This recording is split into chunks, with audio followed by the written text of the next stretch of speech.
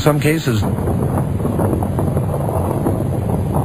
Back now to Hawaii and Terence McKenna. Terence, I thought we lost you for a moment, but I think we have you back. Are you there? Oh, yes. Okay. There will be silences during the break, so do not interpret that as we have disconnected Terence. Only if you get a dial tone are we in trouble. Otherwise, just hang in there, okay? All righty. All right. I mean, I sat here as I listened to you the first half hour in shock because I realized you were describing exactly what I wrote about.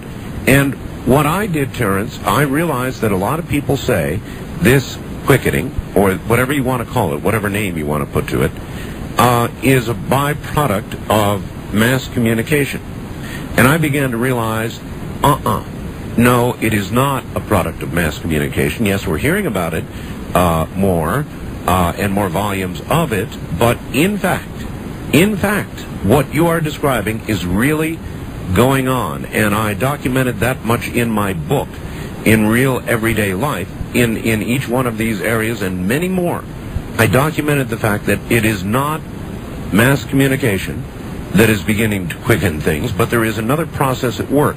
Now, I don't know what that is, and I don't know where it's leading. In other words, people will say, well, when we finally get to this crunch point, whatever that is, what will happen? And I don't have that answer. I'm just a talk show host, an observer. But maybe you do. When we finally reach what you call time wave zero,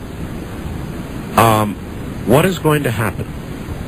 Well, the only way to predict what's going to happen is to look at the quality of what has happened as the quickening, as you call it, has begun to accelerate. What it's been characterized by is dissolution of boundaries between classes of people, bodies of knowledge, pools of capital, language groups, so forth and so on. And so it seems to me ultimate novelty must be a situation where all boundaries are dissolved. And of course, what that looks like, I don't know. I don't know whether it's a virtual reality where you become God through the public utilities or exactly what it is. But it's clear to me that the human nervous system is globalizing itself, building a model of conscious thought on a planetary scale. Tens of thousands of people are participating in this. None of them have a real notion what it's all about, but everyone is serving this sort of unfolding grand design. And, I think the emergence of alphabets was part of the quickening. I think the emergence of hominids out of more primitive primates was part of this quickening. I think this is the business that this planet has been about for a very, very long time. Are you able to discern any timelines to time wave zero? Well, yes. I mean, we've been talking about this as a metaphor. What makes me, I hope, a little different from some of the other prophets in the marketplace is I've got a formal mathematical theory that, I mentioned habit and novelty, this dualistic flow. Yes. Well, because it is a dualistic flow, it can be portrayed like the ebb and flow of the price of a stock or something like that. In other words, it can be portrayed as a line graph. So I've written computer programs which produce what I call novelty waves. In other words, time-scaled waves that picture the ebb and flow of novelty. And by fitting known historical and paleontological and geological data against these waves at different scales, I was able to finally discern a best fit. But the conclusion that it led to was was very startling to me, which is this ultimate novelty, this transcendental object at the end of time, isn't millennia in the future. Mm-hmm. It is, in fact, slated to collide with historical necessity sometime in late 2012. 2012. Now, I know you have some interest in the Mayan calendar. I do. I didn't know when I calculated this date that it was the same end date as the Mayan calendar, to the day. Oh my. Let me ask you this, Terence. What did you input to your database for this computer program? In other words, what did I start with? Yeah. Yes. Well, I had a very academic interest in the Qing, which is a Chinese method of divination. And this is, everyone who's looked at this thing has been struck by the fact that it seems to work. And so I carried out a mathematical analysis. Wait. I don't know what Qing is, and I bet a lot of other people don't either. A Chinese method of divining. What kind of method? What is it?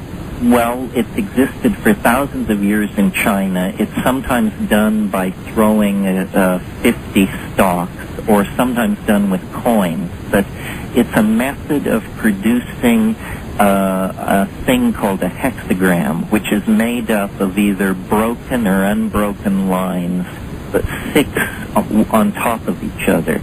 So if you're a mathematician, you can figure if it's made up of broken and unbroken lines and there are 6 of them on top of each other, there must be a possibility of 64 of these things. And thousands of years ago in China, there was a vast body of literary commentary built up around these hexagrams, and they have always been presented in a traditional order, a certain way that they are always presented. And I was studying a very academic question, which is this order of these hexagrams a true order, in other words, governed by rules, or is it simply a random jumble sanctioned by tradition?